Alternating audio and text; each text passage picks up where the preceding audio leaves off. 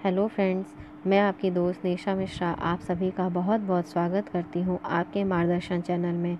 पिछली कड़ी में हमने बात की थी घरेलू हिंसा के बारे में, और घरेलू हिंसा से एक बहुत ही जुड़ा हुआ महत्वपूर्ण मुद्दा है 498 का। घरेलू हिंसा के अंतर्गत किसी भी प्रकार से महिला को शारीरिक या मानसिक रूप से प्रताड़ित किया जाता है, तब वहाँ उससे दहेज की भी मांग की जाती है।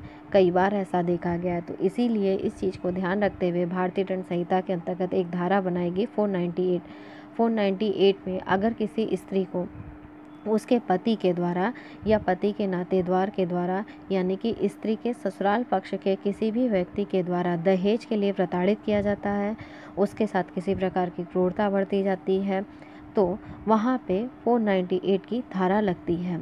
यह एक बहुत ही गंभीर प्रकृति का अपराध है। इसके अंतर्गत जब भी यह धारा किसी व्यक्ति के ऊपर लगती है, तो वहाँ पे पुलिस बिना वारंट के उस व्यक्ति को गिरफ्तार कर सकती है। अब हम आगे बात करते हैं इससे संबंधित एक और महत्वपूर्ण बारे में। क्या ये सिर्फ पति के ऊपर लगेगी? नहीं, यह पति के साथ साथ ससुराल में प्रताड़ित करने वाले तमाम लोगों के ऊपर लग सकती है।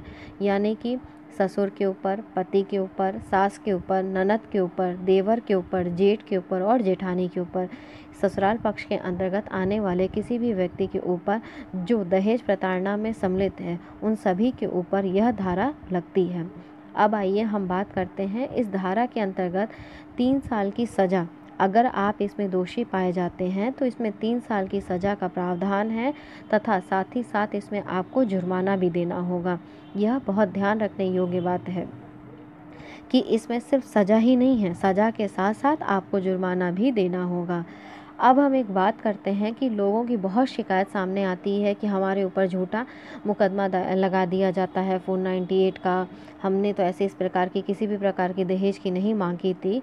तो यहाँ एक गौर करने वाली बात हमारे सामने निकल के आई है कि 2015 की रिपोर्ट के मुताबिक 2015 से पहले पिछले वर्ष में और 2015 के दौरान 498 से जुड़े लगभग 12,107 मामलों की पड़ताल की गई थी। इसके अंतर्गत मात्र 6% जो मामले थे वो झूठे पाए गए थे, यानी कि 94% महिलाएं वास्तविक रूप से दहेज से प्रताड़ित थीं। इसलिए हमें और आपको ये प्रयास करना है कि किसी भी महिला के साथ घरेलू हिंसा, दहेज प्रताड़ना या ये कहिए कि कोई भी ऐसा अपराध नहीं होना चाहिए जो स्त्री के मान सम्मान को ठेस पहुंचाता हो, जो स्त्री के मान सम्मान को आघात करता हो। हमें प्रयास करना चाहिए कि हमें इस प्रकार की घरेलू हिंसा और दहेज प्रताड़ना को सर्वप्रथम अपने घर से ही रोकना चाहिए और स्वयं भी कभी इसके लिए बढ़ावा नहीं देना चाहिए। आप सभी को अगर ये वीडियो पसंद आई हो तो इसे शेयर करिए, लाइक करिए और चैनल को सब्सक्राइब करिए। अगर आपके किसी भी प्रकार के कोई भी व्यक्तिगत प्रश्न हैं तो आप उसे स्पष्ट तौर पे निसंकोच होकर के मुझसे पूछ सकते हैं। आपका चैनल मार्गदर्शन, आपकी दोस्त निशा मिश्रा। बहुत बहुत धन्यवाद।